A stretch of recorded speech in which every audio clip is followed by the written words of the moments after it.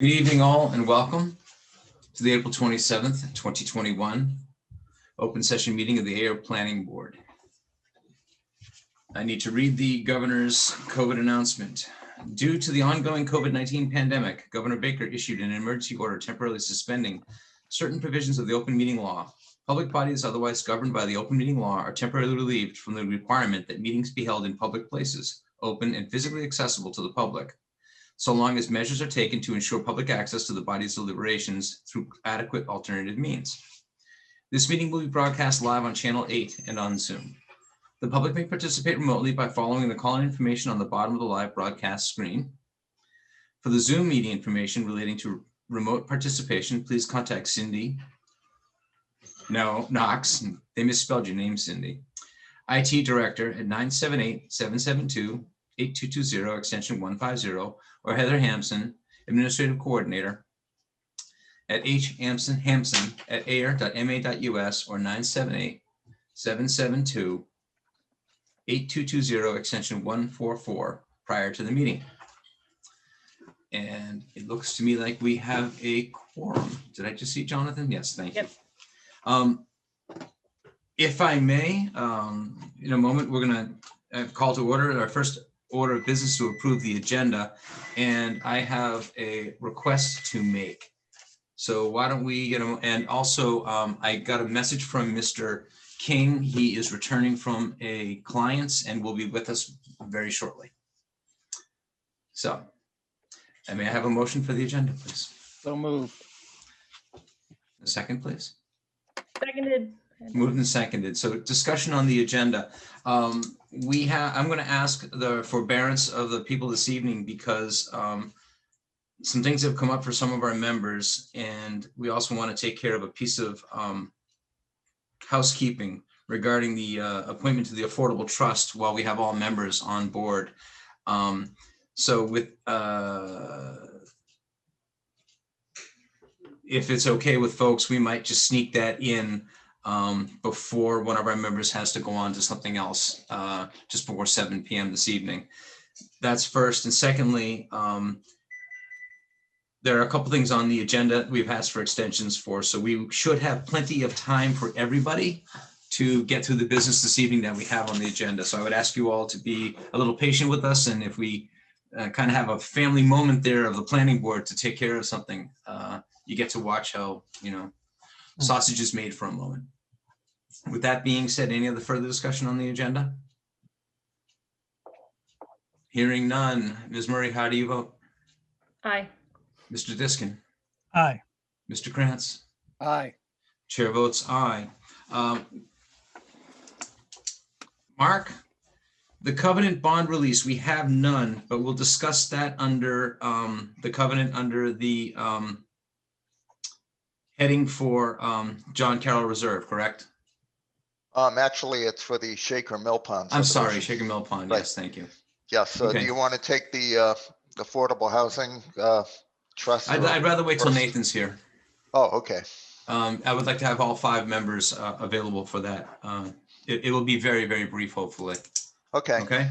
So you'd like me to start on the surety for the Shaker Mill Pond? Let's talk about the review for Shaker Road subdivision plan and covenant, Sure. please. Okay. Thank you.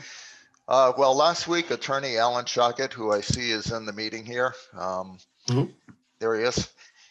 He sent me a draft covenant form as well as a cash escrow form H. Both of those documents, they look good to me, but I'm not a lawyer, even though as a planner, I have to be somewhat familiar, of course, with land use law. So I submitted those immediately to our town council at KP Law for review. So the board, I think what Mr. Shockett is looking for and what the owner of Shaker Mill Pond subdivision is looking for is perhaps a conditional acceptance of these surety documents while we wait to see what town council's opinion is.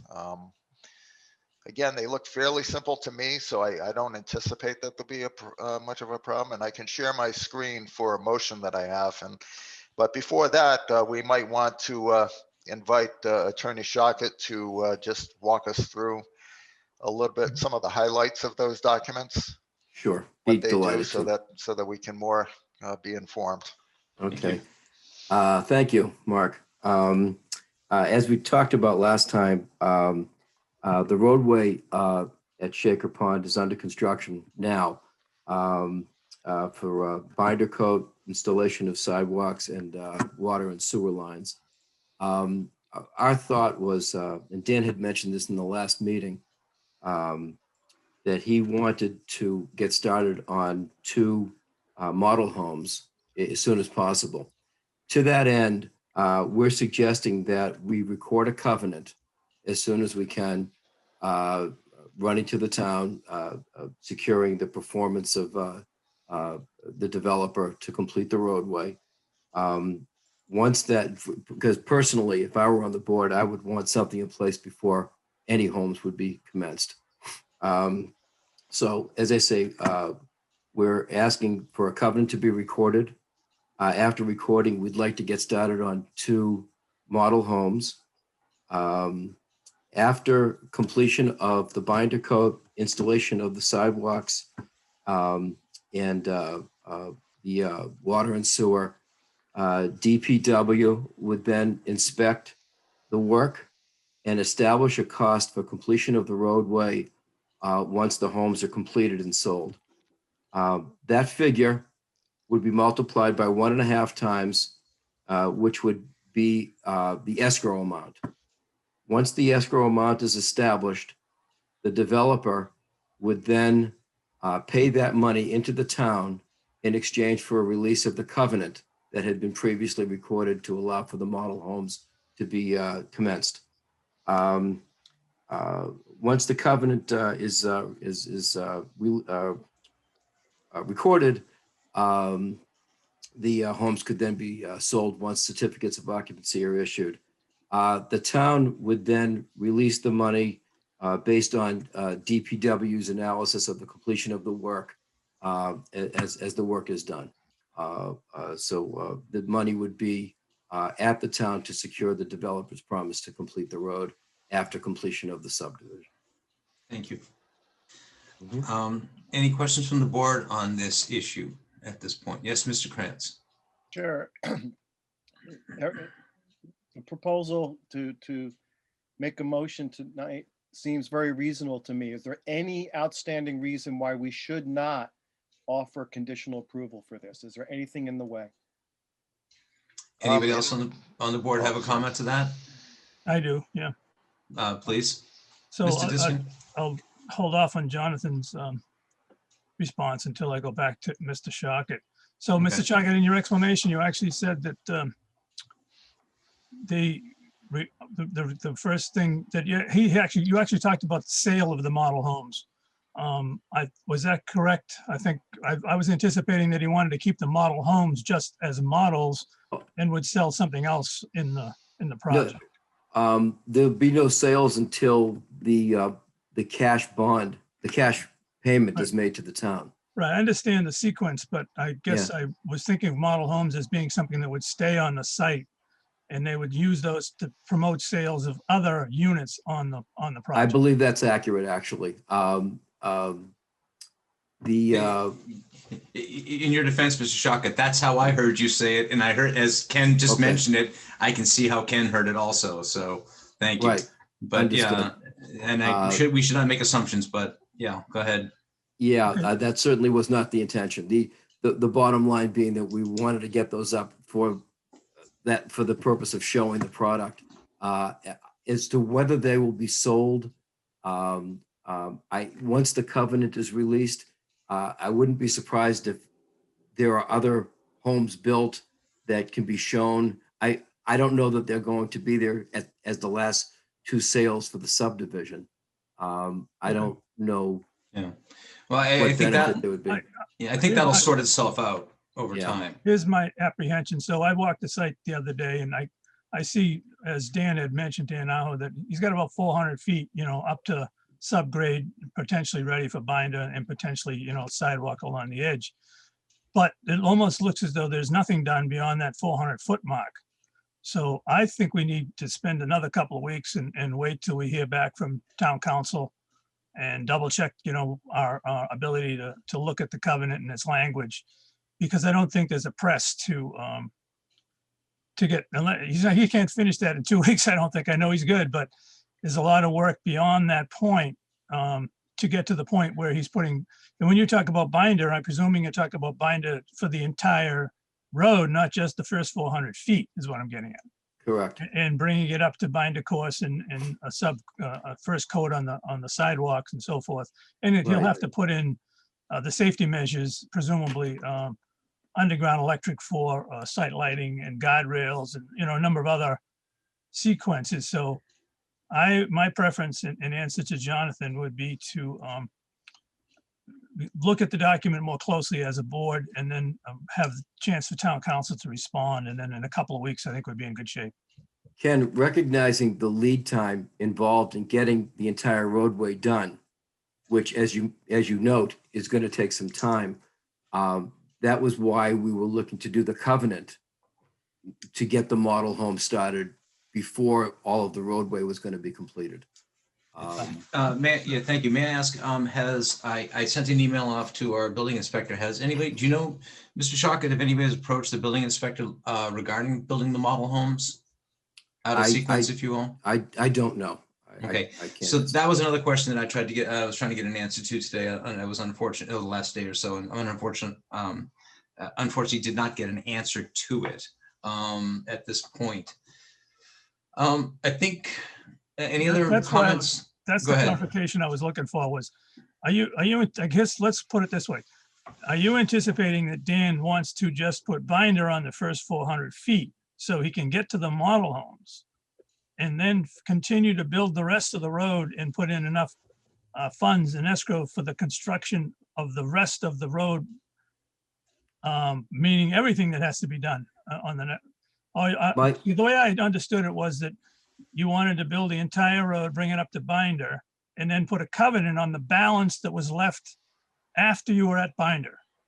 That's my understanding, yes. Okay, so in that case, sticking with my theory that he's got a ways to go, I think we need a couple more weeks to look at the documents, and in 2 weeks we should be in good shape. So I would not be on board with a motion tonight for that, simply for that reason.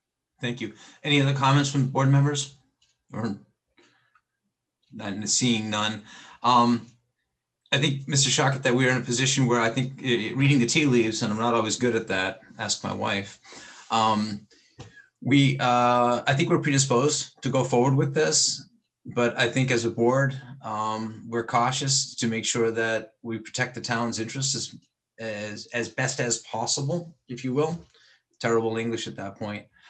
This did go over to KP Law, and they made a request for some documentation to follow up on it. Mark, did you send that over to them yet? Yes. Okay. Yep, they have everything. They have the documents as well as the approval documents from the original subdivision approval. Yeah, and we did ask KP Law to, we tend to be asking everybody to step on the gas these days. So we do expect to hear back from them in a relatively short period of time with any concerns that they have. And I think, Mr. Shockett, what we'll do is if anything comes up through them, we'll be back in touch with you about that. So if it's okay with you, I think it's more of a working session.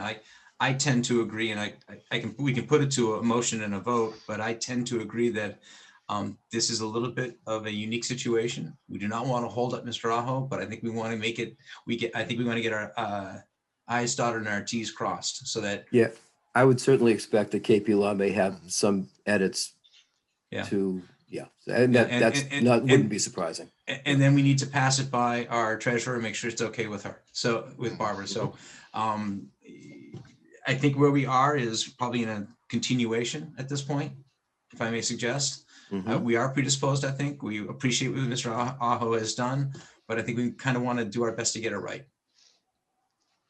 Is that a fair statement? Yep. Anybody else want to jump in? Please do. Yeah, Mr. Chair. Please do. So I guess this would also give the board and Mr. Ashenbo and potentially Mr. Aho a chance to double check with Charlie Schultz on how he feels about the model home situation. So we could clear it all up in the next couple of weeks is what I'm hoping. Okay, we'll make sure that connection's made. And one of the reasons I reached out to Mr. Schultz is I don't know if you're going to bring in all the utilities you need for the model homes, or if there's going to be homes without plumbing and stuff like that. And that's one of those things we have to walk through, make sure everybody's on board with also. Fair enough? Very good. Okay. Mr. Shockett, I think that with that, if there's no Yeah. comment from anybody in the public, I don't think there is. I don't see anybody not involved. I think we're, Mr. Chair, please, can I take an opportunity to ask Mr. Shockett a question? please do. I'm sorry. Mr. Shockett, it's our knowledge, we have an understanding, and it's the best of our ability and our knowledge, that you submitted a letter to the town of Harvard requesting a copy of a report that was done by Deschamps and Dillis regarding the accurate location of the town line in the area of the project. And my question to you is, have you received that copy of that document? That actually wasn't me submitting that letter to It wasn't? town Okay, of I stand Harvard. corrected. Sorry. It was another attorney that represents Dan, but I am familiar with it. My understanding is that we're still waiting. It was Okay. requested a while ago, months ago. I'm laughing because I figured that's where we'd be. We're all in line. We're all in the same line waiting for that one. Yep. Appreciate it. Thank you. If we get it, we'll share it with you guys, okay? Thank you. We'd love to see it. Without going any more into that topic right now. Yep. Ken, thank you very much for remembering that. I jotted that down on the other agenda I had. Okay. Well, thanks. Appreciate it. 2 weeks out? Yes, we've Yes, got you on actually, it for- will be on Wednesday, the 12th. 12th, instead of Tuesday, the 11th, due to a conflict with some other meeting. We'll say this multiple times this evening. May 11th is the town elections. We cannot hold a meeting That's that it. evening. Yep. So we will Okay. be holding our meeting on May 12th at 6:15. Same Zoom time, same Zoom, same, I can't do it. So Same over the next Zoom 2 weeks, channel. Mark, Yeah. hopefully you'll get some comments back from KP Law. or Yes, edits I on would the documents. anticipate even earlier than that. Okay, and usually we'll pretty check quick. with the building inspector with regard to the model homes. He's real Yep. busy these days, so Mm. be whatchamacallit, be persistent. Okay, Great. Thank you, Mr. thank Shockett. you. Yep. Good evening. Good evening. At this point, welcome, Nathan. I want to catch you up if I can. We're not going to have all our members as of 7 o'clock this evening. Julie has something that's come up and she needs to go do. So I've asked that we take, on our agenda, we have the planning board appointments to the Affordable Housing Trust. I'd like to take that up when all members are present. It shouldn't take very long. I know we've discussed this over time, and I'm going to ask the forbearance of the people in the room, in the electronic room, so we can take this up right now. Ken, do you want to walk through it? Yes, Mr. Chair. So the last night's town meeting, there was a vote and an approval of an Air Affordable Trust bylaw that was put in place. So we now have an Air Affordable Trust, and we have an Air Affordable bylaw to run that trust. Part of that approval was the need to appoint 7 members to a board of directors of the trust. And the way the way the thing is set up, the requirement for the board is that 4 representatives on that board will be coming from 4 different respective boards in town. 1 from the Board of Selectmen, 1 from the Planning Board, 1 from the Affordable Housing Committee, and 1 from the Community Preservation Committee. And then 3 other members will be appointed by the Board of Selectmen at large. In the solicitation for persons interested from the planning board, a unique situation happened where we have 2 members of the planning board that were interested in landing on the new Air Affordable Housing Trust Board. And those 2 members are Jeff Tillotson and Jonathan Kranz. So a discussion has taken place, I believe, between Jonathan and Jeff. And my recommendation is going to be, based on their discussion, that our planning board appoint Jeff Tillotson as the representative from the planning board, and that Jonathan Kranz then will become eligible for an appointment by the Board of Selectmen as a member at large from the community. So that's kind of the background, and if anyone on the board has any questions, of course, they can ask Jeff or Jonathan the question, but a good resolution is that we may end up with 2 members of the community who sit on the planning board, who may end up on the Affordable Housing Trust, which is not a bad thing because we are involved with things that go on in planning for housing and things that go on early in the process. So based on that, I'd like to make a motion that the planning board endorse the appointment of Jeff Tillotson as a member of the new Ayer Affordable Housing Trust Board of Directors. I second that. I was also going to say, because Ken is a member of the Affordable Housing Committee, we may end up with a stacked deck at the end of the day, but So, well, for now. maybe not. So it's been, Yeah. so Ken, you can keep going. Any, Jonathan? Yeah, so I just want to clarify. So if we were to nominate Jeff, and I believe that we should, I know I've seconded the motion and we'll take a vote shortly. He would be one of the members of the trust. My position is different. I am competing with others who have applied for the position as well. And I just wanted to clarify that. So it's not a done deal that I'll be on this board this trustee board at all. Correct. They're holding interviews tomorrow, and I'm scheduled to interview for the position tomorrow. And I'm not sure what the time frame is for them to arrive at a decision, but I just wanted there to be clarity Mhm. that Jeff, if we nominated him, would be on the board. My position is still more tenuous. It depends on the outcome of the determination of the select board. Correct. So just thank you for the update. For further clarification, the Affordable Housing Committee, which I'm on, is basically associated with the process and running the process. But as a committee, we will be presenting 5 members of the community from about, it's now 8, I think, applicants. And out of those 5, there'll be 3 appointed by the Board of Selectmen. So that's kind of the final breakdown. And the expectation, if I may, is that appointment should happen by May 4th at the Board of Selectmen meeting. The Correct. Select Board's meeting, Right. in first meeting in May. And that's Right, why so- I've asked that we do this evening. Right. Because it helps them The understand. steps that who- were followed by the Affordable Housing Committee, chaired by Jana Provodakis, who did a great job, carried out this schedule of step-by-step, putting the bylaw review into place over the winter and then getting the bylaws go through town council, bringing them to town meeting, all the open sessions and so forth. And this is the final piece, basically, to put the board of directors in place. And then basically there's a start for that trust. So Ken, going to finish it? Moved and seconded? Oh, I thought I made a motion already. It was Yeah, second. it was seconded by Ms. Murray Oh, I'm and sorry. Mr. Krantz. That's quite all right. I'm used to you running the thing. So having received a motion in favor of Jeff Tillotson to represent the planning board, having it been second, I'll call for the vote. If there's any more discussion, I should say first. From Nathan, any discussion?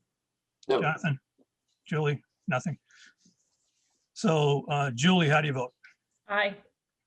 Nathan? Aye. Jonathan? Aye. I vote aye. I'll abstain. 4-0, 4 to abstain, I should say. Mhm. Jeff Tillotson is now the. I should appointed- recuse myself, actually, not abstain. It should be a recusal, not abstention. But thank you all. I appreciate that, guys. There. I'm and sorry? I just want to say thank you to both of you for being open to doing it and serving, but also thank you to so many people we heard last night in town meeting that applied to do this. Our town is rocking it with support. Yeah, That's awesome. and there was some really good input during the meeting about what the town's looking for. It was fantastic. This is, well, we can talk about this later. Thank you very much, and I appreciate the forbearance of everybody in the room on this. We've got a lot on our plate, so let's move forward, please, okay? Jeff, I'm gonna say goodbye now, but I'll stay here till 7. I'm just gonna quietly leave then, so I didn't interrupt the discussion. Thank you, Julie. I appreciate it. Thank you, everybody. Yep. Sarah, would you like a motion to open up the continued public hearing for One Nemco Way? We need to, John Carroll Reserve, Oh, okay, sorry. I thought, yep. if I'm not mistaken. Am I correct, Mark? No, Actually, we put Catania on the agenda first, since we did not have adequate time at the last meeting to Thank you. address all of those topics. Okay, I'm working from the wrong piece of paper again, but that's quite all right. So this is the continued public hearing for the special permit for 1 Nemco Way and the site plan review for 1 Nemco Way, correct? Correct.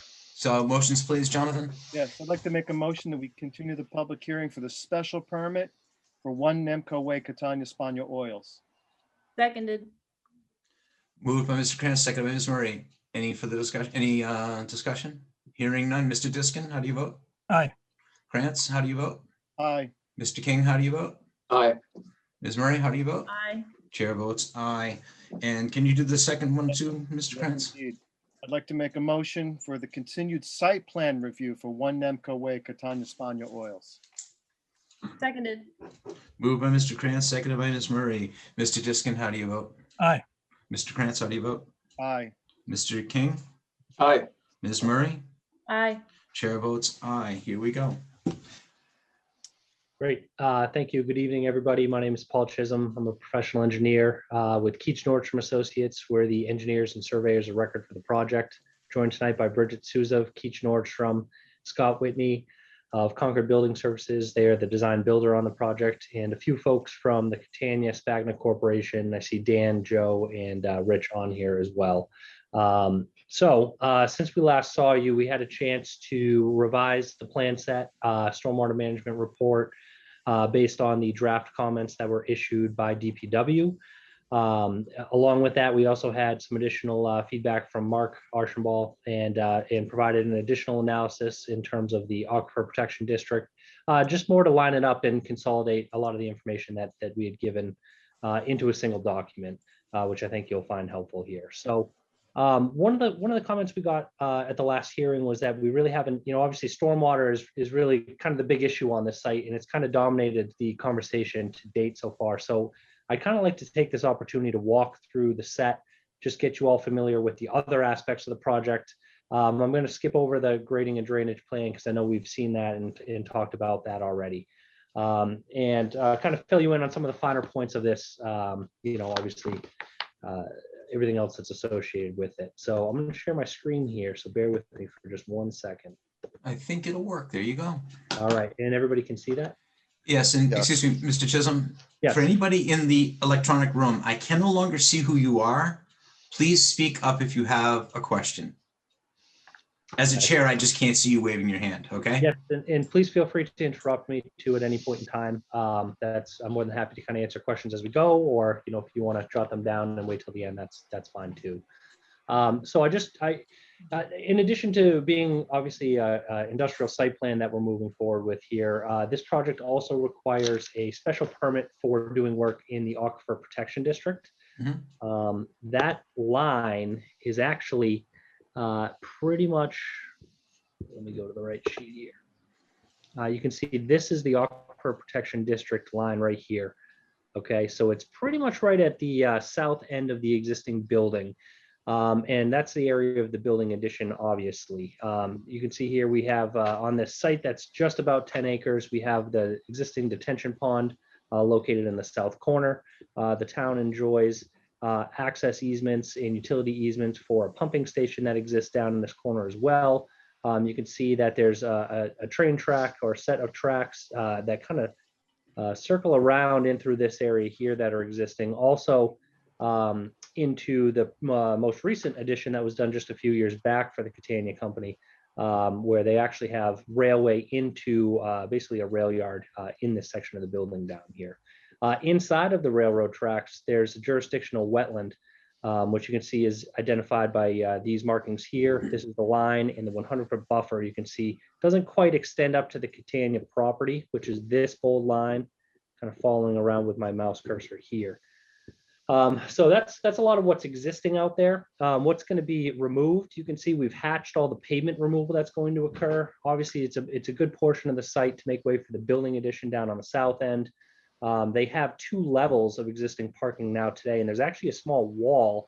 These are not at the same grade. This section here is a couple feet higher than down in here, and it really actually creates a little bit of an issue in terms of, they have big trucks that come in through here. They need a lot of maneuvering space and things like that, and they don't necessarily get that. So what we're going to do is level that out. Obviously, in order to do that, all this stuff down in here is going to be removed. You'll see on the site plan in a second too that the driveway entrance is actually going to be kicked down a little bit further east down Nemco Way. Again, just to create a little bit more space in here for maneuverability and circulation in the site. And then due to the amount of drainage work and pipes that are being removed and relocated, a lot of this area up in here is going to be replaced, and it's going to be new pavement as well. In addition, I know DPW had a number of comments and just wanted to see a little bit more clarity on some things, especially in this area where some of the existing utilities are. So we provided a little detailed blow up here that shows an existing hydrant that's going to be relocated. That is going to be removed from its current location. And the sewer service connection from the existing building will be reworked just to kind of work in with the new building addition. Yeah, Paul, are you aware of the request for there's a force main over there also? I don't know where it falls in that easement. Yep. So we will actually talk about that in a minute. That was actually Good. located Thanks. on site today. Scott Whitney from Concord Design Building Systems was on site. So I'll have him speak to that because Thank he's there. So just bear with us till the end on that one, okay? I just wanted to make sure it was on the discussion for Yes, this evening. Thank you. Absolutely. In fact, that's been kind of I guess a question that DPW has had all along the way as well. So that I think will obviously get resolved here sometime in the near future. But I think there's a couple of places on this project where record keeping has not been quite as good as it should have been. How's that? Okay. That's not uncommon. That's not uncommon. Is that the most politic way to say that we've got a couple Yes. of things that people keep finding out? Okay, thank you. It is interesting. We have actually they do have, Catania has quite a few pieces of information just dating back from I think 1995, 96 when the building was first put up and things like that. But yes, absolutely, I hear what you're saying. So here's the site plan here. So this is the building addition, and it's a little over 51,000 square feet in total area. We did receive a variance to go within the building setback. I want to say it was December, but it might have been January. It was a few months ago, but they approved us. We're about 12.5 feet from the side yard setback here against the Nasoya property. And I think it was about 17 feet or so from this back corner down here. So the plan back here is actually this is, you can see this line right here is the edge of existing pavement on the Nasoya property. Catania enjoys an easement on that property for access to the back area, as does the town DPW. That converts from, the surface changes from pavement to gravel right in this area. As part of this plan, this is going to be paved in here. So I think everyone's going to have a lot better access, a little bit less maintenance, in the future moving forward and things like that. A couple new dumpsters will be located back here on these two pads. And then this would be a future pad for silo storage, I guess, of materials that essentially, I believe, and Scott or anyone from Catania, please correct me if I'm wrong, when materials will come in by rail, there's going to be like a closed loop system that takes the material out of the trains, stores it in these silos, and then that material is actually going to be the material that's used to make bottles, which is a big portion of what this addition is proposed for. So may I ask, excuse me, you mentioned dumpsters. I believe those are compactors, not dumpsters. That's yes. Thank okay. you. Yes, Thank you. sorry, I stand corrected. Now, when you start saying dumpsters, you kick in a different bylaw we have. Oh, That's why I just, understood. that's training you on what we do. Thank you. Very good, thank you. So in addition, this building is going to be set at the same first floor elevation as this building here. And what we're going to do is have a couple additional loading docks here that will be the proposed grade and where the trucks will actually park for loading and unloading is going to be set a few feet down from that on this concrete pad here. So that looks pretty similar to where the existing pavement kind of wraps around the building today, but obviously, it's going to be used for a little bit of a different purpose. I believe there are a couple loading docks over on this side of the building now. That's going to replace that function essentially. With that, we're going to repave and reconstruct the parking lot in through here. A number of ADA improvements going to be made just to make sure the proper signage is there, the correct striping, correct slopes, that type of thing, which were mostly accurate to begin with, but with the expansion of parking kicked in the need for an extra ADA space. So all of that stuff will be taken care of through this process as well. And then, as I mentioned, you can see really the line of pavement looks pretty similar to where it was in the existing condition. Again, this is just all at the same elevation now, which just provides them with a lot better circulation on the site. Quite a few additional vehicle storage spaces down in here because we are also moving that driveway entrance down, as I mentioned. And this is where a lot of the 25 additional parking spaces are made up in through here. Along with that, there's going to be guardrail placed around this side of the parking lot and a riprap stabilized slope all along the backside here. Again, that's kind of touching a little bit on the stormwater design, but which you've heard a little bit about, but it does play into the site plan as well here. So one point of clarification too is we're actually asking for a waiver for the amount of required parking spaces. I have the numbers right here. Basically, I wasn't sure if we had to submit a formal letter or something like that. We did, just to make sure that we kind of dotted our I's, crossed our T's on that aspect. But just based purely on the calculations, 235 parking spaces are required for this, 103 as a result of the new addition. We're proposing 152. So again, 235 required, 152 are proposed, 127 are existing. So that means we have an addition of 25 parking spaces. However, the building addition itself is really only expected to have 5 extra employees on this site. So obviously that's more going to make up for the fact of, what's actually required out there. Again, if you look just at the building expansion itself by code, it tells you need 103 parking spaces. Obviously that seems like a bit much for 5 employees that are going to be added to the site. So that's really the genesis and reasoning behind that waiver request. Paul. Yep. Want to go back to the letter? Sure.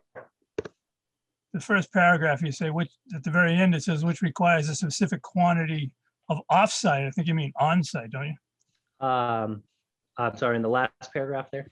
First In the paragraph. very first paragraph. Oh, yeah, yes, that's a typo. We can get that fixed. Yes, thank you for that. Careful what you put in front of Mr. Diskin. It's always good to have more eyes on this, isn't it? It's funny. I think I read the bottom part. He read the top part. I'm a numbers guy myself, so that's where my focus is. Yes. This is. Oh, go ahead. Excuse me, Paul. Mr. Krantz, I think. I'd like to ask Paul a question. Regarding the, remember, if we look on the right side of the plan, you were saying that currently the parking has 2 different elevations, and we saw that in our site visit.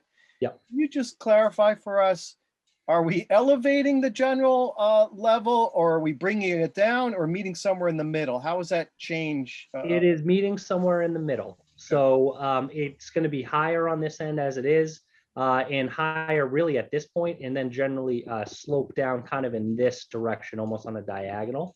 But you're absolutely right. This end's going to be a little bit higher, just to match up with the road, which is higher than the parking lot on site. And then it's going to blend in with the rest of the site down here, really pretty much holding this grade here.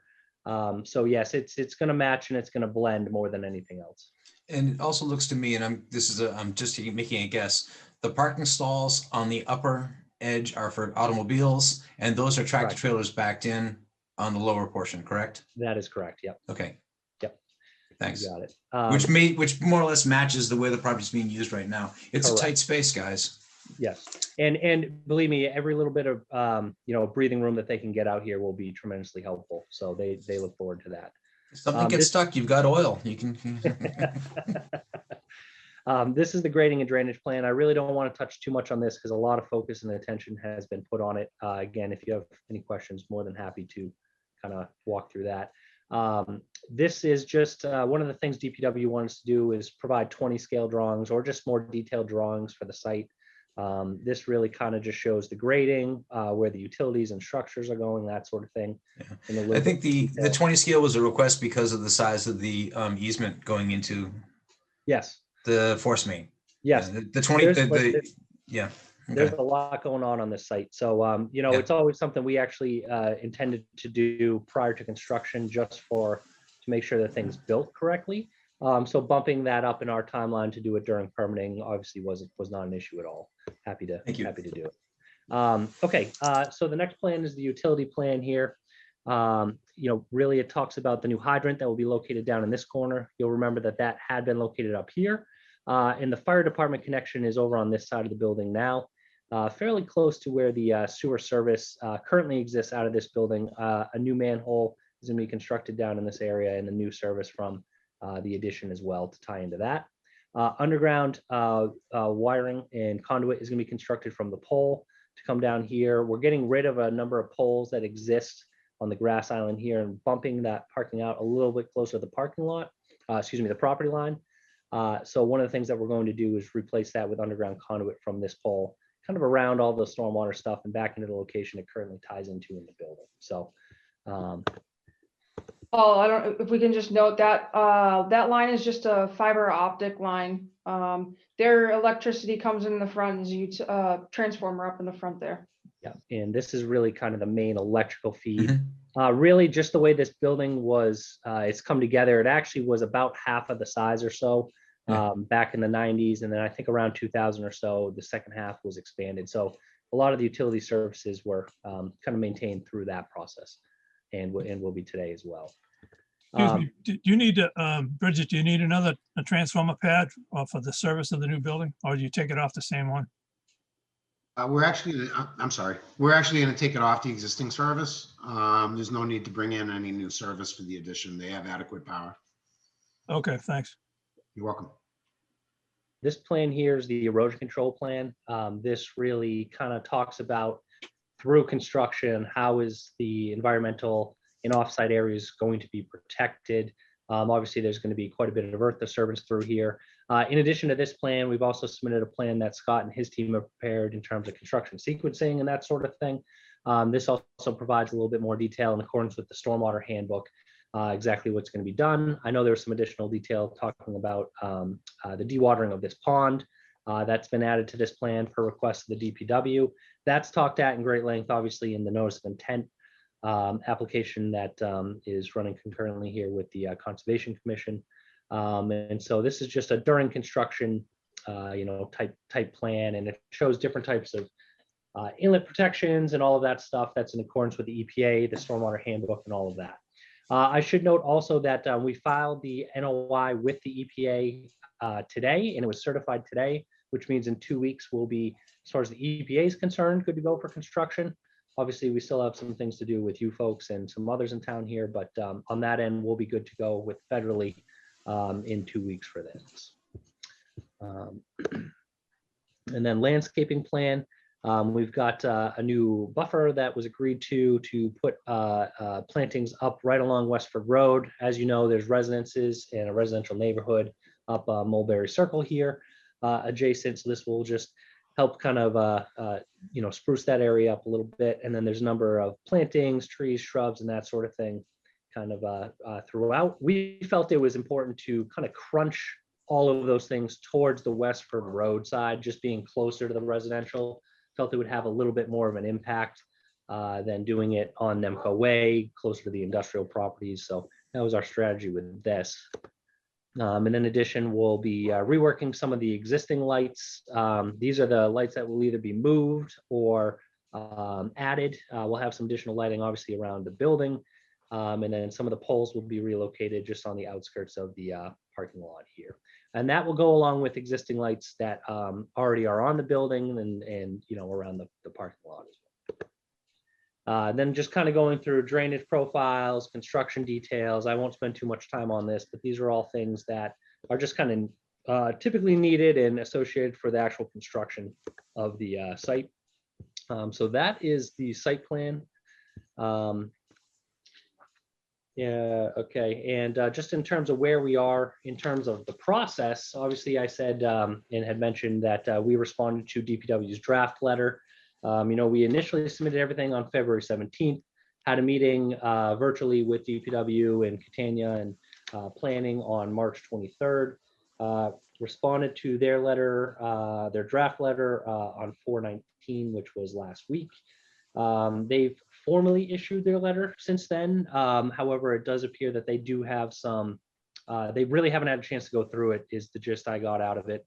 And there may be some additional technical items forthcoming in their subsequent review.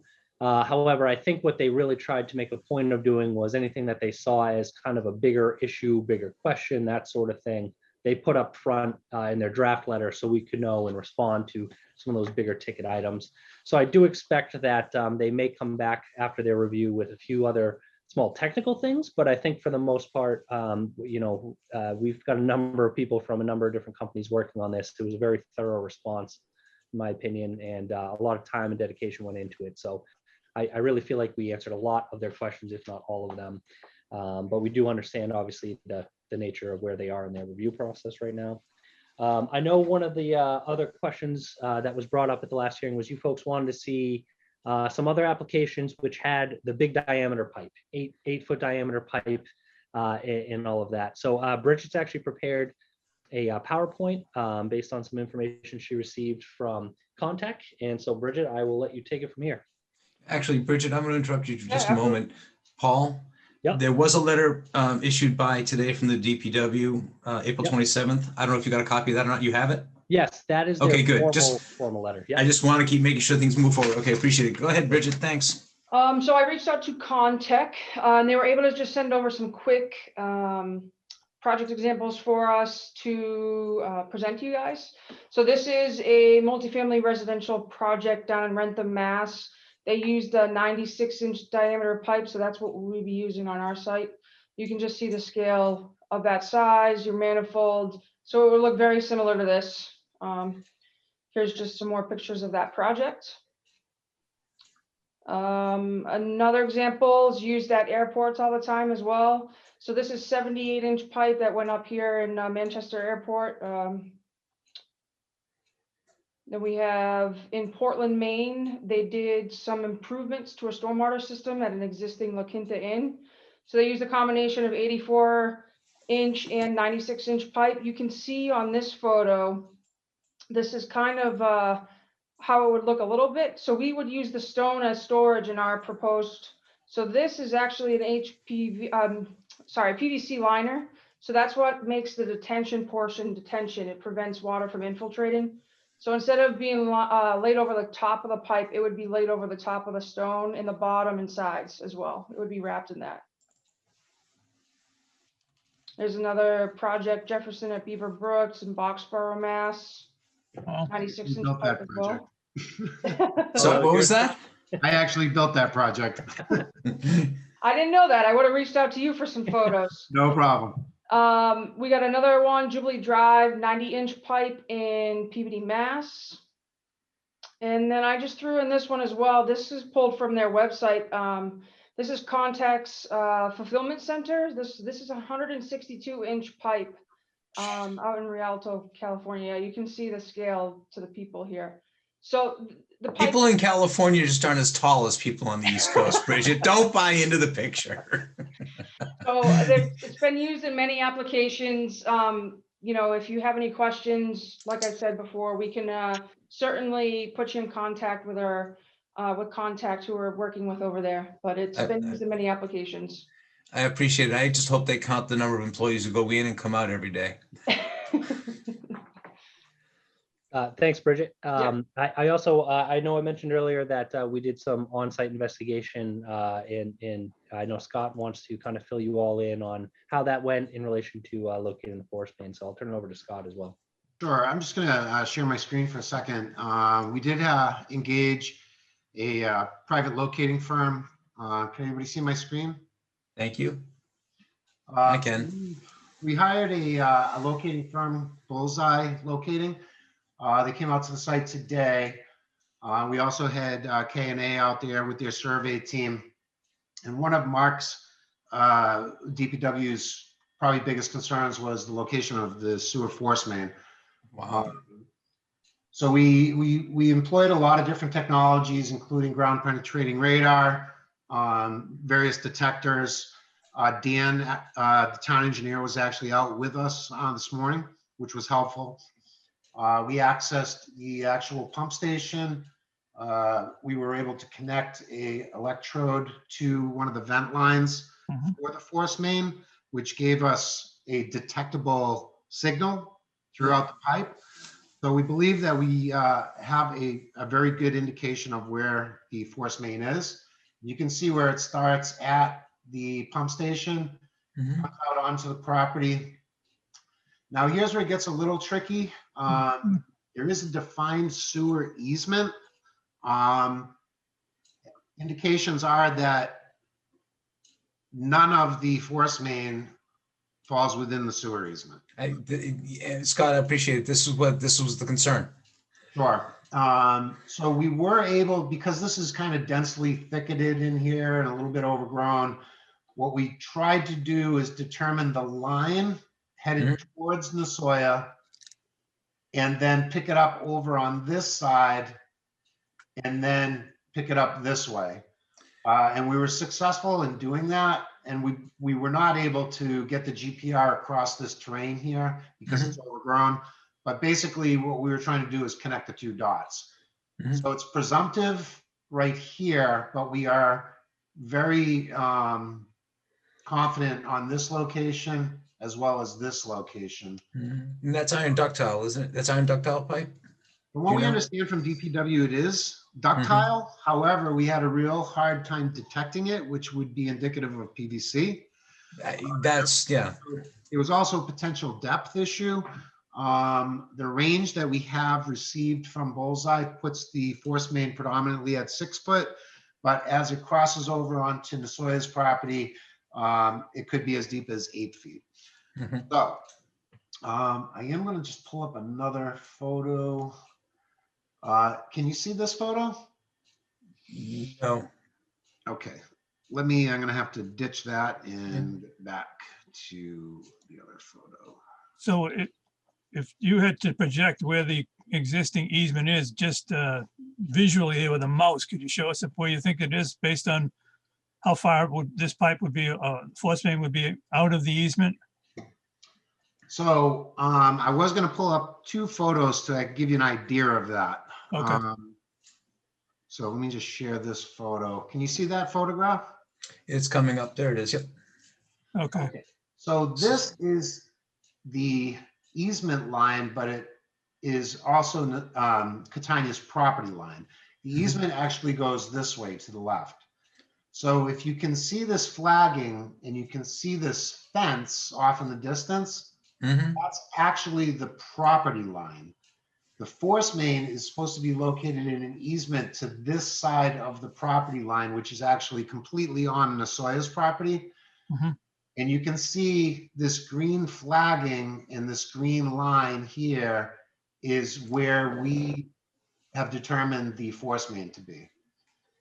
So it's well onto Catania's property. I'm going to say the distance between this fence post and this flagging is approximately 8 feet.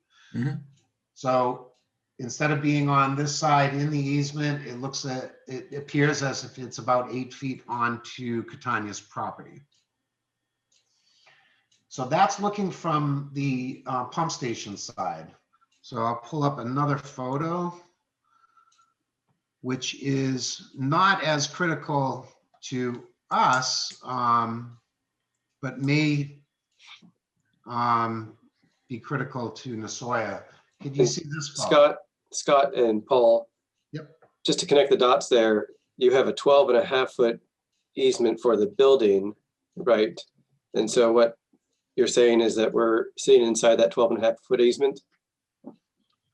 We are going, well, actually on that side, Nathan, on that side of the variance that we received, we're actually only encroaching over, I think, 5 feet, Paul, is that correct?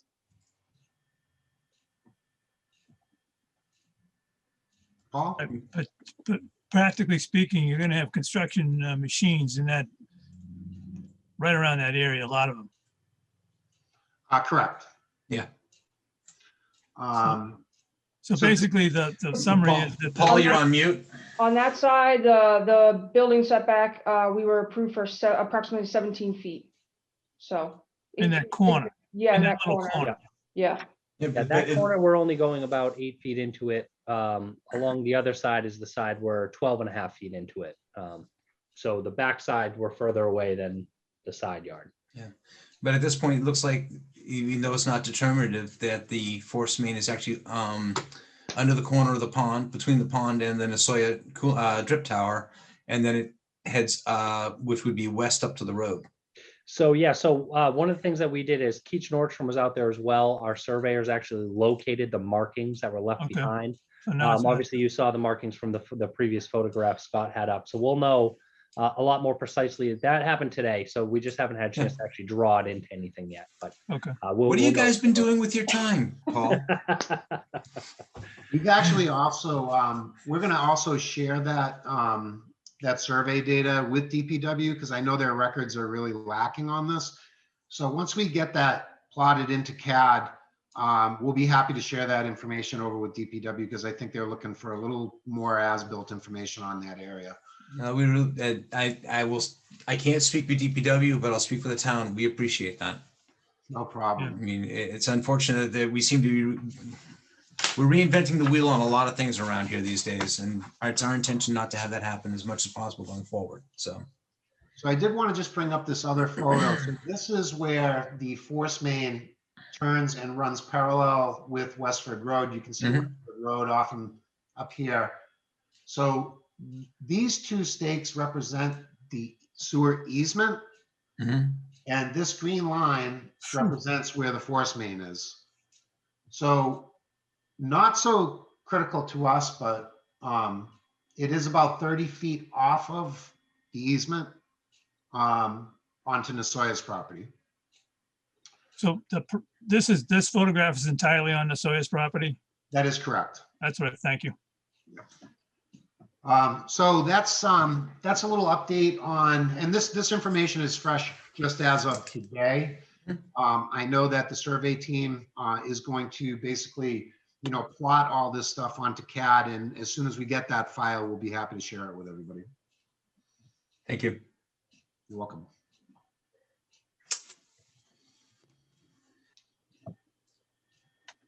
Okay, I guess, thanks, Scott, for that.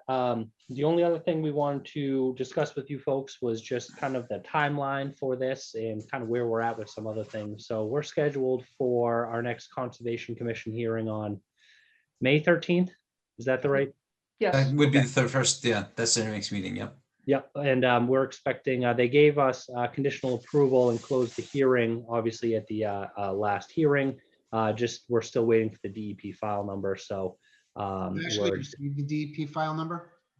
What's that? We've received the DEP file Yep, number. that's it. Yeah, the DEP file number was issued, and there's also some question about something over there that's in their lane, not our lane at this point. Correct. How's that? Okay, guys? Yes, perfect. And then additionally, I know that the 90-day window is actually coming up on us. I think Mark might be able to speak a little bit better to that, but my understanding is that a decision has to be made essentially by March 25th, which is the second hearing next month.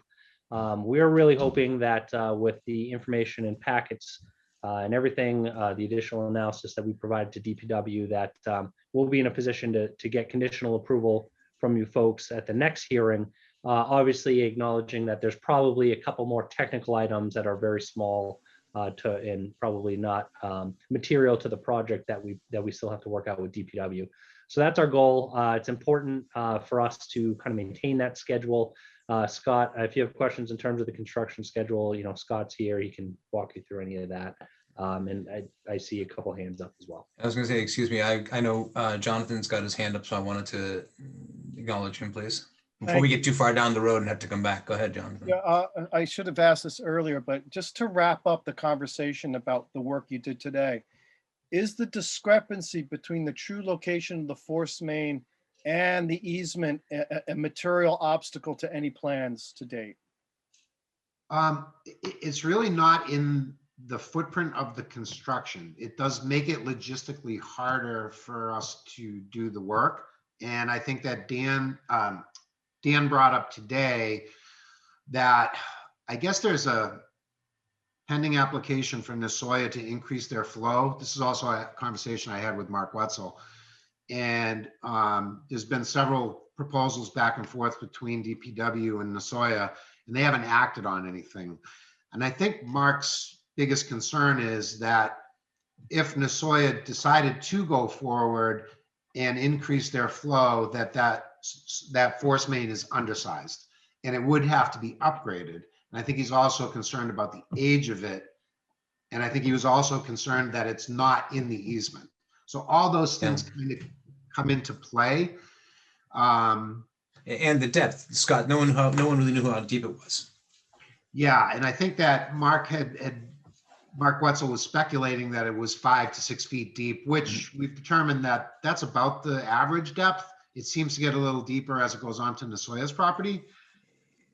Interesting to me that would suggest that it would be a less, anyway, we'll talk about pipe later, but I got a question, Jeff, when you get a chance. yeah, but go ahead. I'm going to stay focused, but go ahead, Scott. Conclusion- So I'm not sure if I answered your question, Yeah, Jonathan. so is the ultimate answer is, in a sense, no, in that it doesn't affect the work being proposed, is in essence, though there are complexities, the potential complexities in the future. Is that correct? Correct. It doesn't really affect our ability to move forward with our project, but it will present issues probably down the road. Okay, thank you. And it's helpful that in your construction, you don't collapse it. That would be great. That would be a Yeah, bummer. that'd be good. Go ahead, Mr. Diskin. So Scott and Mr. Chair, we've been concentrating on the question of the force main. What about the gravity system that leads to the pump station from the Sawyer and from, it's not a problem for you guys on your side, but am I to understand that the easement that's there should have been also an easement for them to bring their effluent to the pump station, and then it comes out of the pump station through the force main? So it could have two pipes in the wrong place? Or has anyone looked at that or care about it? So, Mr. Chairman, I can speak to that a Please little do, bit. Paul. There is an additional easement kind of around the entirety of that southern corner of the pump station and Catania's property. That a sewer easement exists also extending onto Nasoya's property in the area of at least the immediate area of the gravity system that comes over. Now, we haven't chased that all the way back, but obviously a little bit past the property line. That's a little easier to identify because there's manholes that obviously come up to at grade, and we can locate those. So yes, to a certain degree, we're confident where that is on this property and how that affects this application from the gravity system for them. But the force main, obviously, we just found out today. Thank you. Thank you. Yeah, and like every project we've seen, there seems to be moving pieces to it, but I had one other question on the parking. ahead. Could you go back to I got a question on the utility plan and on just the general parking plan. Absolutely. Um, Can we start with parking?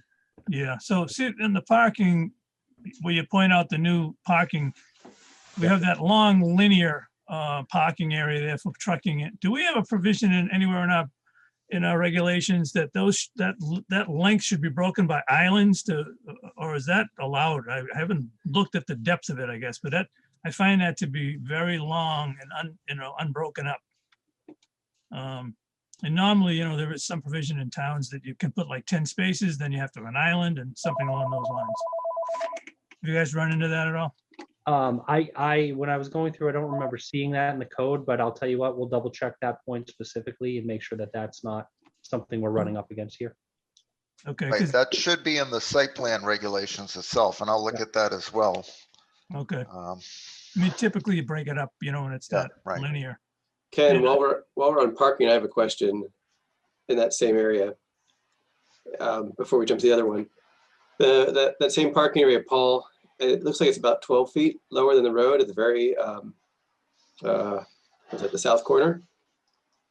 Are you going to make any, what are you going to do for the grading there between the road and the parking lot?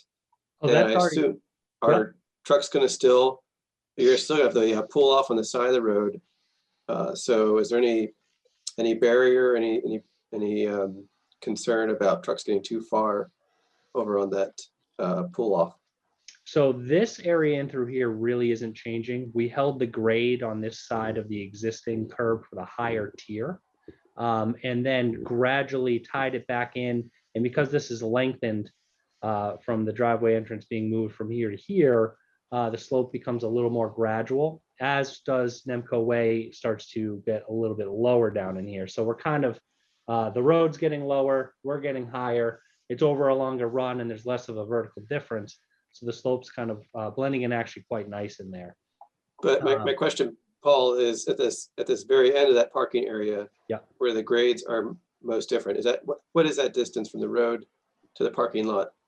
Sure. Let me, this plan speaks to it a little bit better here. So are you talking about right down in here or up this way? No, up at the I think very closer to Nemco Way. I mean, closer to Westford, Westford. Westford. Gotcha. where the tail end of the last truck in line would be sitting pretty much. Yeah, okay. Yeah, let me get to a little bit better plan here. There's going to be a pretty high slope between the road and that last parking spot. Yeah, yep, that's this right in here. I don't know offhand what it is. I think it's a 2-to-1 or a 3-to-1 slope. That's what it is today. It's not changing, but it is a riprap protected slope there because it is a little bit steeper, particularly right and through here. But the steep part, you can see these contours are closer together than like Right. this section down here. There's actually like a little, almost like drainage collection flat area. It's not very wide, but it does exist down in this area that this will get kind of flattened out a little bit right there. So that's the last of the trailer parking is really like, here's the front end of the trailer, back end of the trailer, last parking spaces. This is pretty much going to stay at grade. This will flatten out a little bit in through here because I think it's about a 4-foot difference existing today. Okay. So I hope I answered that question. Yeah, I'm more concerned about the grade there coming off the road, and if somebody were to get their wheels off the road, or do we have a concern? Are we lowering? Are we lowering the ground at the end of that parking lot closest to Westford Road? Paul, excuse me just for a second. Paul, isn't there a guardrail along Nemco at the top of that slope? I'm not sure. I can't remember off the top of my head. I don't believe that there is. I don't think so. Okay. I was involved in the planning board when the expansion off the side of Nemco Way was approved. I don't recall if we have vertical granite curb there or not. Nope. And that would be, I believe that's the only retention. There was a new monument and on the corner, and then the pullout lane was put there because the tractor trailers were idling on grass and just destroying it. There was constantly washout up there. But I don't recall if vertical granite curbing was part of that or not. Maybe somebody from Catania would know offhand. And we drive by a couple times. There's no curb, no guardrail. Okay. Thanks, Joe.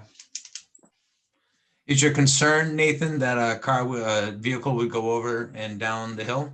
I guess, and if we are making the grade lower on the Catania property, that becomes more of a concern. Yeah, again, this side of the parking is not getting lower. We're holding that for that exact reason. I didn't want to make that any steeper than it already is today. Okay, so no change. Correct. And then did you say the utility plan as well? Well, let's stay with this for a second. Now that you put it in a size that makes a little more sense here. So a couple of questions. I see you've got some accessible parking across the lot from the building. Typically not a great practice. You thought about being able to put those along the building, or have you put them there for a reason, I guess? They're there for a reason. It's a vertical issue. It's because this is actually the top where things start to slope down towards the loading docks here, Okay. down towards this parking lot here, and the loading areas down here. So to get an area where we could provide enough or sufficient slope, which is less than 2% in all directions. Okay. This was really the place for it without doing, again, digging up some of that. You saw the grades that were in through there. This is a little bit higher. We didn't want to kind of get into that. And, we felt it was just better to put them across the way. Although I acknowledge it's not ideal, but it certainly will work in this case. Okay. And the other thought I had was typically when we do a site plan, we're looking for some accommodation for cyclists and pedestrians and things like that. I know this is kind of rough, but any consideration to people who might use their bike to get to work, and bike parking or pedestrian walkways, things along those lines? How do we stuck with what we have? Because that's just the way the business works. I guess I would ask someone from Catania to answer whether or not people do utilize bicycles and that sort of thing, or if someone lives nearby along Westford Road or Mulberry. I don't know the answer to that offhand. We're not proposing any of that stuff. I would say probably if there's no one there that's going to be using it today, and with the addition of only a few employees, I'm not sure it makes sense, but certainly something we can talk about with the Catania folks and get their thoughts on it. We do not currently have anyone that rides a bicycle or walks to work. Okay. Thank you. And Ken, I appreciate the question.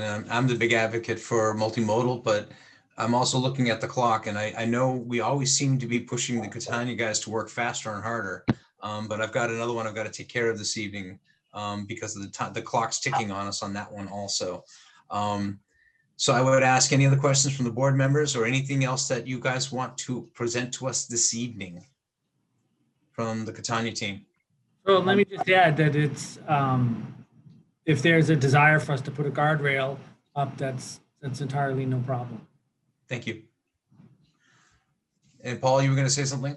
Yeah, no, I was just going to say, I think there was one more question on the utility plan, but as far as our presentation, I think, thank you for allowing us the time to go through this in a bit more detail. And I hope you get a better sense overall of what the project is. And I think we're all set on our end. So any last questions from you folks?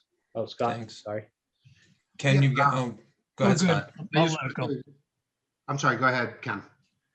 I'm He's good. decided, he'll let it go, he said. Oh, okay.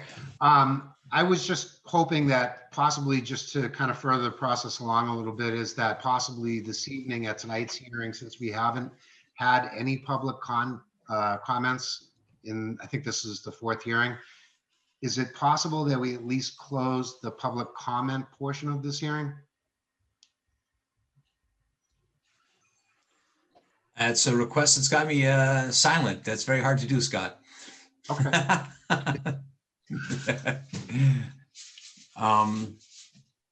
My brain was going a million. I guess the question I would ask is, the reason being, you kind of want to put tie a bow around where we are. I just, again, in the interest of furtherance, I just don't, if we're coming back on the 12th, and I believe that we're going to, is it the 13th, on the 12th, I think we'll have everything addressed by then. It would just, if out of the blue, a public comment came out of the blue, it would just kind of maybe hamper things. That's all. Well, I appreciate your request. It's not something that we've done in my experience here in town. I also know that you've been working very closely with DPW, and I think the comments that have been coming forward have been through DPW and through the board, and also through the conservation. Of course, that's out of our bailiwick.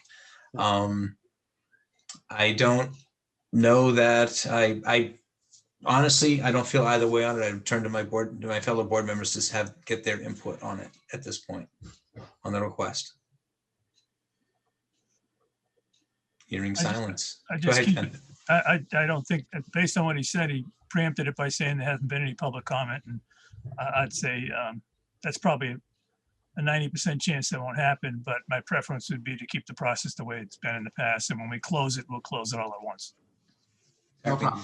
And I will also say, now that I get a chance to sit back and think about it, don't sit. I think the presentation that was made to town meeting last night was very well received. It was actually, Joe got applause, didn't you, Joe? I did. Yeah, so it was very well received. No one has approached us today about this. And I would prefer not to close it, because then it puts if something comes forward, it'll come forward. I'm sure we'll deal with it, but I can't imagine, I would hope that there wouldn't be anything that would be a huge monkey wrench in the works. Well, thank you for consideration anyways. Yeah, thanks. Anything else from the board or anybody in the public? Thanks again, guys. We'll need a motion to continue. I was going to say, Jonathan, would you like to do the motions for continuance, please? Yes, I'll have to do two, right? Yes, please. I'd like to make a motion to continue the public hearing for the special permit for 1 Nemco Way through to our next meeting on May 13th. Is that correct? May 12th? May 12th. May 12th. Thank you. Second. Moved and seconded. Any discussion? Hearing none. Mr. King, how do you vote? Aye. Mr. Diskin? Aye. Mr. Krantz? Aye. Chair votes aye. Thank you, Mr. Krantz. Go ahead.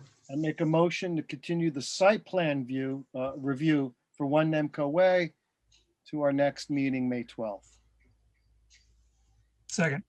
Thank you, Mr. Diskin, for seconding. Any discussion? Hearing none. Mr. Diskin, how do you vote? Aye. Mr. King? Aye. Mr. Krantz? Aye. Chair votes aye. Thank you very much, gentlemen. Thank you, everybody. Have a Thank great you. evening. Reach out if something comes up. We'll keep it moving forward. Sounds good. Thank you. We want to take on John Carroll Reserve, correct, Mark? Yes. Okay, Yes, thank and you. I'll just give a quick brief opening to this.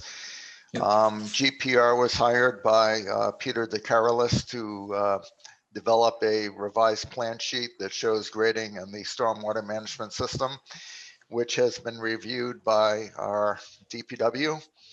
And Superintendent Wetzel sent the planning board a memo dated April 23rd, in which he said that he was basically satisfied that the grading changes would not require changes to the stormwater management system. There were a few little minor details that he still wanted to work out with GPR, which I believe Nick Pauling is here, and he can describe that as far as the foundation and perimeter drains.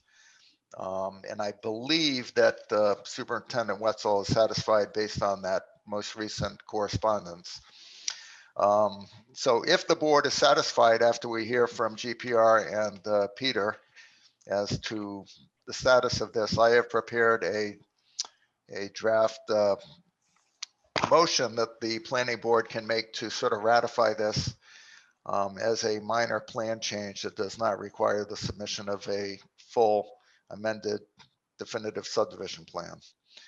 Thank you very So much. with that, I would ask, GPR and or Peter to describe what they've done with DPW and how that worked out. And let me say good evening, gentlemen. Thank you very much for your patience this evening. Good evening. No problem. So as Mark mentioned, we received a review letter from Mr. Wetzel and Mr. Van Shelpwick. It had 5 statements in it based on the materials we provided before. The first 4 were general statements about it. The first one being that we had an omission. We actually provided a watershed map without the limits of the watershed. That's egg on our face. So in the last one, as Mark touched upon, he had a question about whether or not foundation drains were going to be used. We received that letter last Friday. I know it's the chairman's favorite thing to receive things the day of the meeting. I responded. Thank you. I read it, Nick. I'm getting over it. Okay. I tried to keep it as short as possible. Hey, Nick, I'm partially employed now. Okay. Or I'm partially retired, so I have time. Fair enough. So we responded just to keep the paper trail come to its fruition. A very short letter to respond to the DPW's comments. First, providing the watershed map with the actual watershed limits shown, as well as to further reiterate our initial response via email that there are going to be foundation drains per the building code requirements, but as we've mentioned previous, the lowest floor elevation foundation drains are all going to be placed above the estimated seasonal high groundwater. So these systems and any outlets would be just a absolute worst case scenario overflow relief of any hydrostatic pressure should that groundwater get higher than what we've already determined and used throughout the design process. His other comment in that was whether or not the outfalls, which there should be none, it would be effective to the drainage area. Our answer is no. And whether or not they would be connected to the drainage system, either the catch basin or manhole within the road or the basin itself. Our answers to all those are no. So that was the letter that we sent today. I can certainly expand.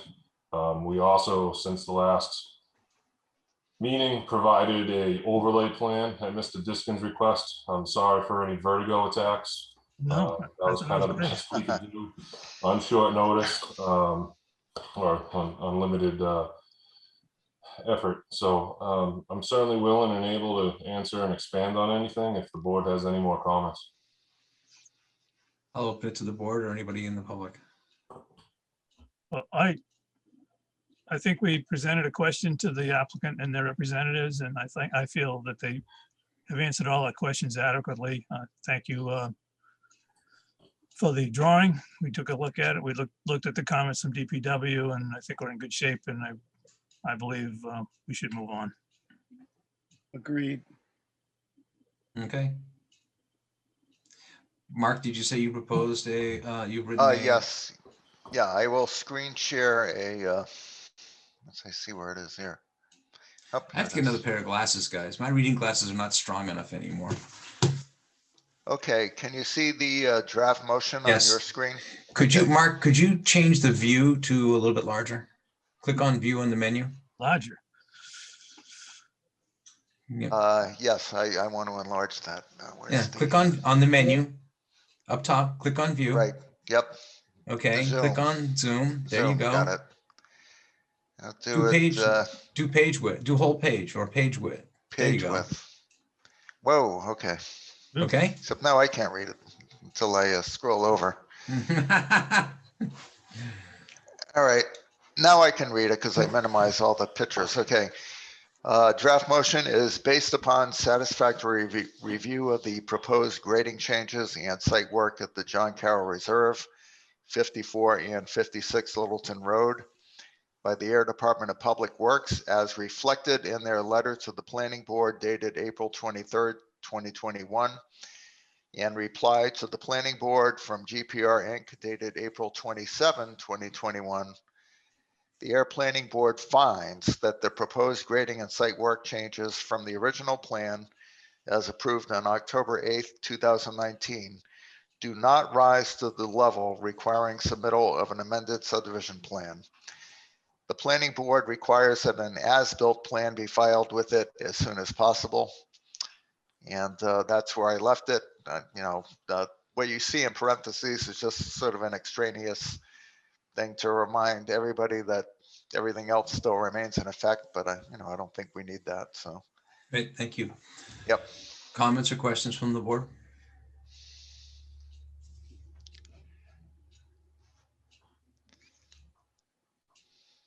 Hearing none. Would you like a motion, Chair? If that you feel so. Yeah, and I'm sorry, Nick's got his hand up. You're really small, Nick. You got to just speak up, man. It doesn't help me. Go ahead. I just had a question about requiring an as-built plan as soon as possible. I'm assuming that's the final construction as-built for the development, not an additional as-built for any individual dwelling. Yes, correct. Yes. So we just want to make sure that, we have 2 or 3 versions now of the plan floating around. So when it's all said and done, we want that final one. I think you should obviously. add, I think based on Nick's question, I had the same thought. I think you should be second. adding the word final before the word as right there. Oh, okay. So a final as-built plan. And please remove the word "and" before the word "final." Yes. That Just should be an requires, A. yeah, and remove the word "that," and we're good to go. Requires that, oh, that's fine. Or requires a final as-built, that's fine. We don't have to sure. fight about it, okay. No, thanks, Nick.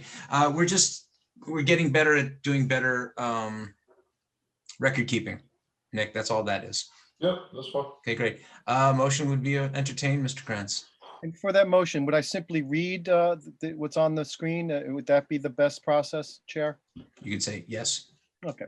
I'd like to make a motion that based upon satisfactory review of the proposed grading changes and site work at the John Carroll Reserve, 54 and 56 Littleton Road by the Air Department of Public Works, as reflected in their letter to the Planning Board dated April 23rd, 2021, and the reply to the Planning Board from GPR Inc. dated April 27th, 2021, the Air Planning Board finds that the proposed grading and site work changes from the original plan as approved on October 8th, 2019, do not rise to the level requiring submittal of an amended subdivision plan.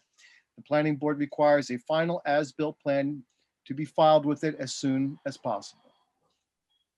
Second. Moved and seconded. Any further discussion? Hearing none, Mr. Diskin, how do you vote? Aye. Mr. Krantz? Aye. Mr. King? Aye. Chair votes aye. Done. Thank you very much, gentlemen. Have a good evening. Thank you, Thank you. Nick. And hey, Nick, that's your one delivering it to me the day of, okay? What's that? I'm sorry. That's your one delivering me something on the day of until the next one, okay? Until the next one. Yep, absolutely. Thanks, guys. Thank you all. Appreciate it. Okay, so Good luck, Peter. I'm sorry. Yeah, good luck, Peter. You gotta have. So we got a couple more of the things on the agenda that we're not going to be able to that we're not going to do this evening that were requested by the applicants that we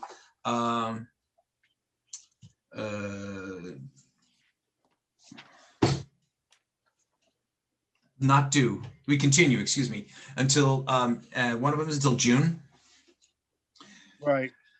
Do you have those dates, Mr. Krantz? Yes. For the special hearings for the 14 Washington Street? Yeah, Could they're we looking for June 22nd, I believe. Isn't that correct, Mark? Yes, I believe so. I don't have it right in front of me right here, but I think, Okay. yeah, I think it was to the second meeting in June. And would you like me to read into the record the letter from McDonald's requesting the Yes. continuance? Okay. So this is a letter from Bowler dated April 26, 2021 to the Air Planning Board. Dear members of the board, the traffic study is underway by the traffic consultant and is expected to be complete in a couple of weeks. As such, we are not prepared to proceed at the April 27th Planning Board meeting agenda and respectfully request a continuance to the May 25th regularly scheduled meeting. We trust the above is sufficient for your needs at this time. Should you have any questions or require additional information, please do not hesitate to contact either of us at 508-480-9900. Sincerely, James J. Cranston. Thank you. Now, can you make the motion? Yes. I'd like to make a motion to continue I think we call it the Public hearing? Continue the public hearing for the special permit for 2 Sandy Pond Road, McDonald's, to May 25th. Second. And Mr. Diskin, how do you vote? Aye. Mr. King? Aye. Mr. Krantz? Aye. Chair votes aye. Actually, I wanted to go back and ask a question of Mark Ashenbo regarding that. Sure. If it's okay, Jeff. Yeah, that's fine, yeah. So he indicated that the traffic study was underway. Do we obviously must know who the firm that won the traffic study. I might have been away when that came up, that's all. We have not discussed it. Excuse me? We did not discuss it as a board. Okay, all right. Are we interested in knowing what engineering firm won the traffic study? Yeah, so actually it was, we agreed that Bowler would hire the firm themselves and get, because we all agreed on the scope of work. Okay, got it. That they would take care of the logistics of hiring somebody. But yeah, I need to follow up with them about who will actually be doing it, Yeah, and so we could then Yes. be aware of who's going to make the presentation. Exactly. On that traffic study. And to throw my 2 cents in, I believe they're going to use the same firm that did All Town. Oh, okay. It makes sense. They've done traffic work for this board at that interchange before. And they work with Bowler. Bowler did All Town also. Bowler, one or the other. Yep. Yeah, exactly. Got it. Okay, second motion, Mr. Krantz. I'm just hustling us because we're Yep, going to be yep. out of time in about 5 minutes. I'd like to make a motion for continued minutes. site plan review for 2 Sandy Pond Road, McDonald's, to May 25th. So your second. Thank you, Mr. King. Second, Mr. King. Mr. King, how do you vote? Aye. Mr. Diskin? Aye. Mr. Krantz? Aye. Chair votes aye. Can we do the same thing also for Yes, I will. 14 Washington? Go ahead. Thank you. And I just want to confirm, Mark, we're talking June 22nd, right? I mean, that's what I saw. Yes, that is the Okay. extension, the total extension. They may be able to come before us before that, but I think they wanted to give themselves a little bit of safety. And I just want to ask for the record, we're not under any threat of constructive approval, Mark? No, not with a letter of extension Okay, like they've excellent. done. Without that letter, perhaps, but Okay, good. yeah. I'd like to make a motion to continue the public hearing for the special permit for 14 Washington Street to June 22nd, 2021. Second. Thank you, Mr. King, for seconding. Mr. King, how do you vote? Aye. Mr. Diskin? Aye. Mr. Krantz? Aye. Chair votes aye. And a motion, please, for the Yep, continued I'd site like to plan make a review. motion for the, to continue the site plan review for 14 Washington Street to June 22nd, 2021. Second. Thank you, Mr. King. How do you vote? Aye. Mr. Diskin? Aye. Mr. Krantz? Aye. Chair votes aye. Fantastic. Give me a minute, please, because I have made marks all over my agenda. Making sure what is left on the agenda, and I apologize, Mark, that the town planner announcements is going to get slid no matter what. Anything under old and new business that you'd like to mention this evening, Mr. Diskin? I know we took care of the Harvard letter earlier this evening. Anything else? We didn't take care of it. We talked about Well, as far as we can. okay, so yes, following up on that, I would request that the planning board make a motion that we send a second letter to the town of Harvard Board of Selectmen and request directly that the report be mailed to the town of Ayer town planner or the planning board. Do I have a second? Seconded, yes. I'll take that as a motion. Absolutely. Moved and seconded that we communicate with the town of Harvard looking for the resolution. Looking for the report that was The report, exactly. done whenever. Okay. Oh. Any further discussion? Mr. Diskin, how do you vote? Aye. Mr. Krantz? Aye. Mr. King? Aye. And the chair votes aye, and I will work on writing that letter in the next few days and tracking down. I will also, if it's okay with you, Mr. Diskin, I just realized I will also check with our town manager to see if he has been communicated with. I doubt it. I've Yeah. got to cover I'm going to touch all the bases going around on this one. Okay. Thank Chair, you. would you like a motion for the meeting minutes? Yes, because we have Yep. got some dispensation from APAC for a few more minutes, but I want these people to go home, go to work, Yep. go home and enjoy them that evening. So I make a motion that we approve the Air Planning Board minutes for March 23rd, 2021. Second. moved and seconded by Mr. Diskin. Do we have any discussion on those minutes? Hearing none. Mr. King, how do you vote? Aye. Mr. Krantz? Aye. Mr. Diskin? Aye. Chair votes aye. I make a motion that we approve the Air Planning Board meeting minutes for April 13th, 2021. Second. Thank you, Mr. Diskin, for seconding. Any further discussion? Hearing none. Mr. Diskin, how do you vote? Aye. Mr. Krantz? Aye. And Mr. King? Aye. And the chair votes aye. Fantastic. We got a lot done tonight, gentlemen. Thank you very much. And Thank Ms. you. Murray. With that, we'll entertain a motion to adjourn. So moved. Thank you. See you all May 12th, Wednesday night.